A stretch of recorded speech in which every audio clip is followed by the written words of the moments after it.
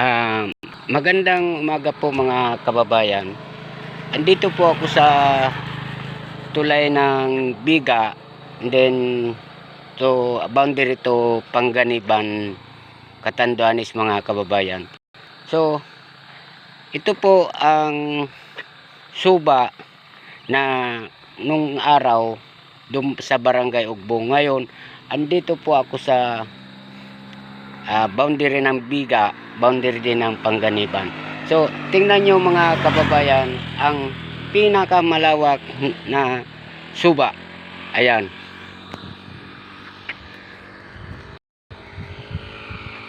Ayan, malawak po yan mga kababayan. Ito yung parang ilog na ng suba. Ayan. Hanggang doon po yan mga kababayan kung napapanood nyo. Ayan. Napakalaki niyan. Saka dito pa, ayan po mga kababayan. Oh.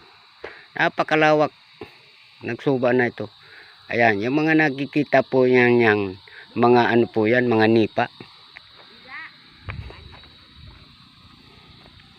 Ayan po. Mga kanipaan po yan. Ayan, may pista yan sa baba na yan. Andito lang po ako sa tulay. Ayan. Kung nakikita po nyo, lawak nito. Suba na to. Ayan. Napakalawak. Ito po mga kababayan ang Bigat to Panganiban pa lang ito mga kababayan. Ayan. Kung nakikita nyo yan. Nung araw yung sinaman ako ni Jesus papuntang suba para kumuha po ng nipa. Ayan. Napakalaki po ito mga kababayan. Ang sinabi ko 115 15 hectares nito, hindi pala, kulang pala yon mga kababayan. Ito daw po ay umabot na ng 1,000 mahigit. Kaya ibig sabihin ito po ay napakalawak ng subang ito. Ayan. Kung napapanood niyo mga kababayan. Ayan. Sa susunod mga kababayan, may sasamahan ko rin sa isang pagkuhanin banban para pantahi doon sa nipa na gawing pawid. Ayan. Yang nakikita ilog na ng suba po yan mga kababayan. Napakalaki po nito. Ayan, yung may kubo-kubo na yan, may pispan po yan dyan. Ayan. Pispan po yan. Ang laki talaga nito. Ang malapad. Wala pa dito mga kababayan yung baga manok. Hindi, sakop pa lang ito ng Biga to Payo. Ayan po. Sa parte nandyan, kabuyuan. Tinatawag na kabuyuan. Yan. Ang laki po nito. Napakalawak talaga na suba.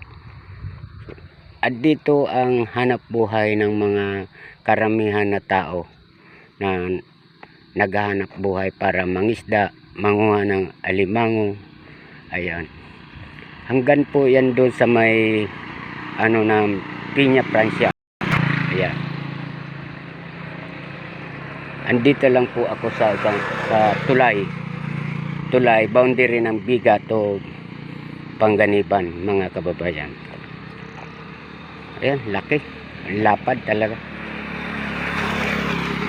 Lapad ng suba na ito. Ayan, may mga buuan sila rito.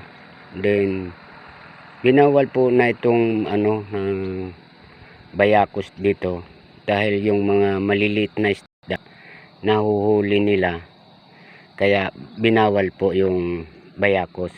At saka yung mga maninima ng fry na ano po rito sa mga suba ay binawal po ng mayor ng Panganiban.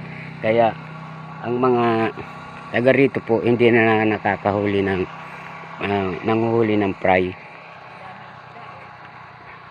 Ayan, lapad. Lawag talaga.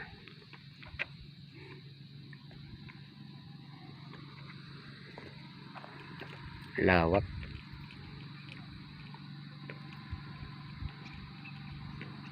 Oh, may kubo-kubo na dyan.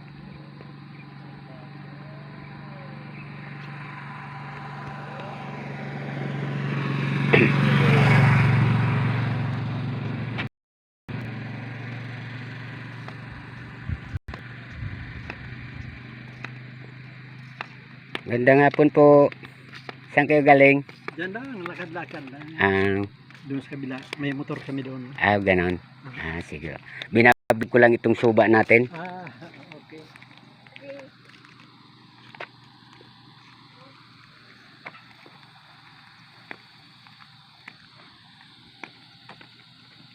Anong isda yan? Matulis ang uso. Ayun. Bugiw. Yan. Mga bangang. Hanggang dito na lamang po ang pagbablog ko. Marami pong salamat.